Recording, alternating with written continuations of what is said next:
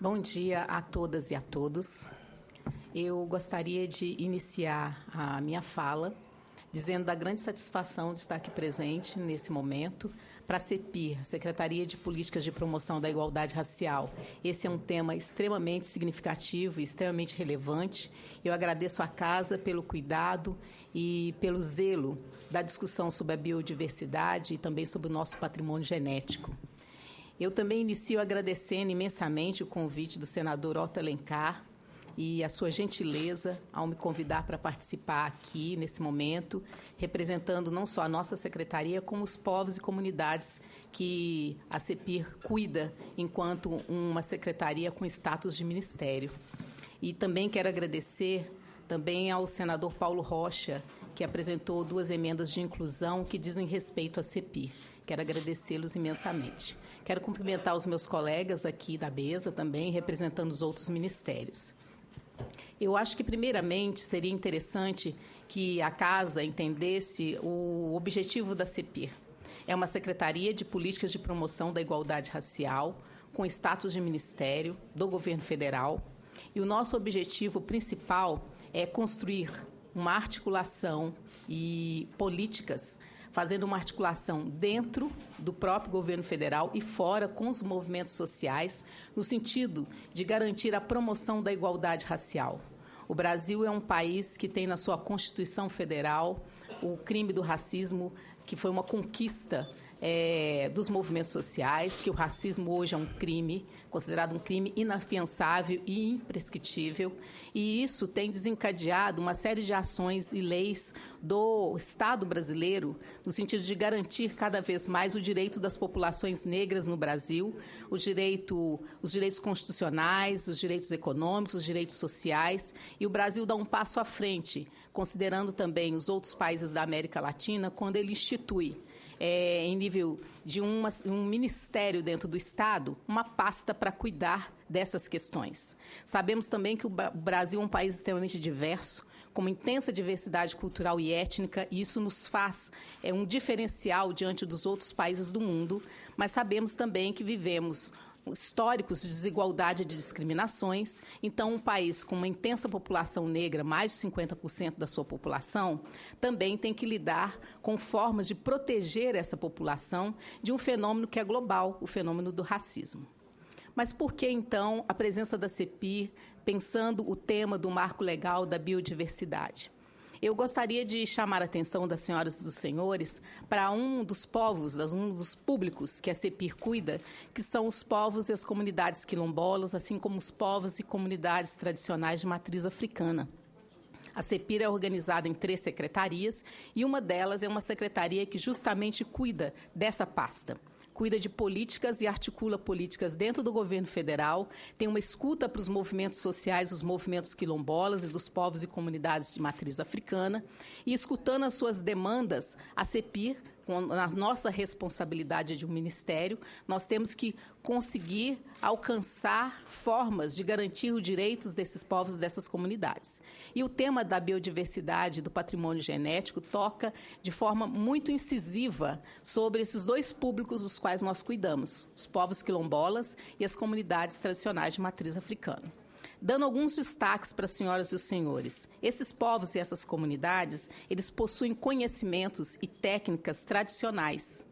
Também são possuidores ou detentores, digamos assim, de conhecimentos que, lamentavelmente, podem ser usurpados se o Estado assim não os acolher, não os proteger. Por isso, a importância da proteção da biodiversidade atinge esses 2 públicos com os quais a CEPIR trabalha. São comunidades, na sua grande maioria, muito pobres, com poucos recursos financeiros e que, com todas as lutas que vêm se desenvolvendo ao longo da história do Brasil, são guardiões do direito à sua própria terra, à sua memória, à sua ancestralidade, aos seus conhecimentos que muitos de nós usamos no nosso cotidiano, mas muitas vezes nem sabemos quem são os guardiões desses conhecimentos aqui na nossa sociedade, das ervas, dos chás, das curas, de formas de curar através de recursos naturais que nós possuímos no Brasil com a grande diversidade, isso desde os tempos coloniais, em que, lamentavelmente, a escravidão foi uma forma de usufruir da mão de obra de trabalho de povos e comunidades africanas escravizados no Brasil. Mas esses povos e essas comunidades, tanto os quilombolas como os povos tradicionais de matriz africana, também são povos de lutas e se organizam politicamente na sociedade brasileira.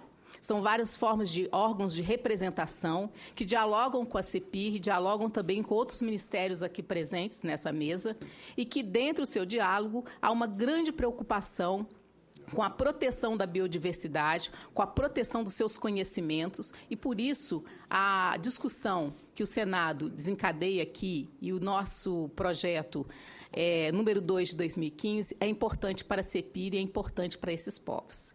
E, nesse sentido, eu gostaria de solicitar do Senado apoio.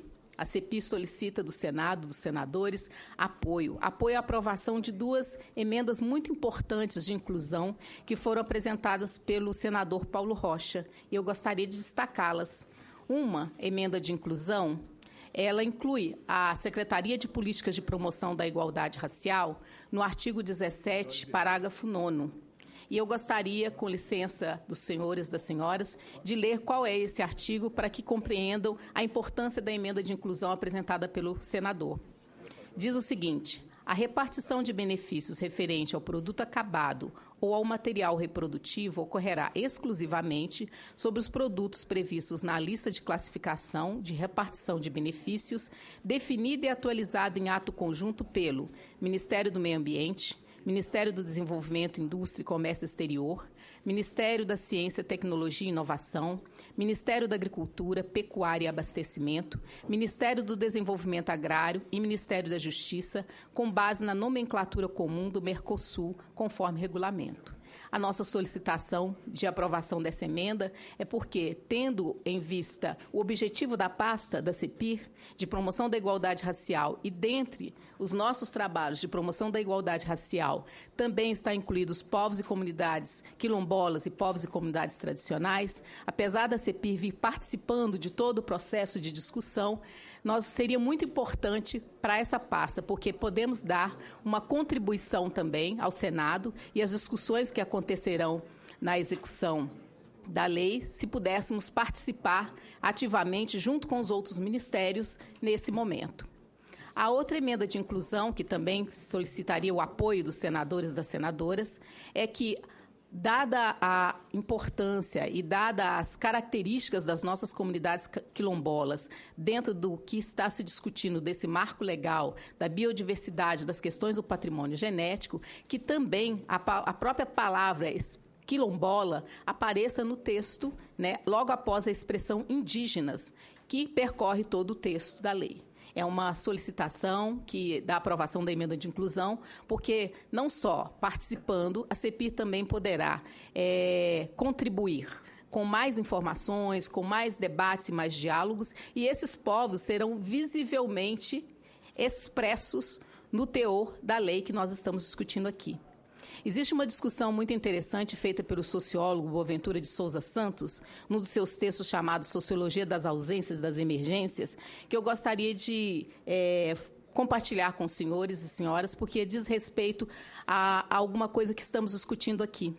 Ele vai chamar a atenção de que alguns temas ele está discutindo com a teoria sociológica, com a teoria geral, mas nós podemos trazer para a discussão dos movimentos sociais e das lutas por direitos no Brasil. Ele vai discutir que alguns temas, na própria teoria sociológica, eles acabam não aparecendo, eles acabam não ganhando visibilidade. E a pergunta é, por que será que eles não ganham visibilidade? Por que será que parece que eles estão subentendidos no que a própria teoria sociológica diz? E eu diria, no caso aqui, por que a inclusão da expressão quilombola juntamente com as demais? Porque essa invisibilidade, ela não é por acaso. muitas vezes ela é ativamente produzida. Isso não significa que as pessoas estão mal intencionadas, de forma alguma. Muitas vezes significa que, dado o apagamento histórico nas relações de poder que certos grupos, povos sofreram, muitas vezes a própria visibilidade deles, trazida junto com outros sujeitos sociais, mostra a nossa posição como Estado brasileiro de corrigir desigualdades, de garantir direitos. Então, eu diria que a presença da expressão aqui, a solicitação, é de que essa invisibilidade não se repita no caso dos quilombolas, dentro de uma discussão tão importante como estamos fazendo agora e que tem a ver com os quilombolas e os povos e comunidades tradicionais de matriz africana. E aí, nas reflexões do sociólogo Boaventura de Souza Santos, ele fala que essa sociologia, para procurar ausências, ela também tem como um par uma outra proposta sociológica, que é produzir emergências. Então, um Estado de Direito, um Estado democrático, faz emergir e dar visibilidades a povos, sujeitos, temas que historicamente lutam por encontrar espaços na luta por direitos que nós tanto construímos, que eu sei que essa casa zela por essa luta por direitos. O meu tempo terminou? Eu ainda tenho mais um tempinho. Tem?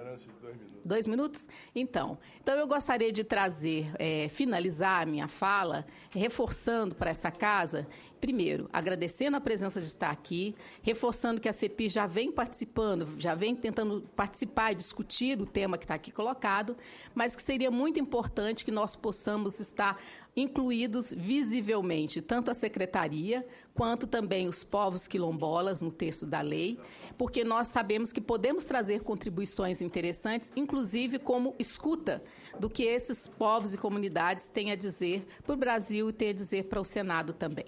Gostaria de agradecer imensamente e me coloco à disposição para eventuais perguntas. Muito obrigada.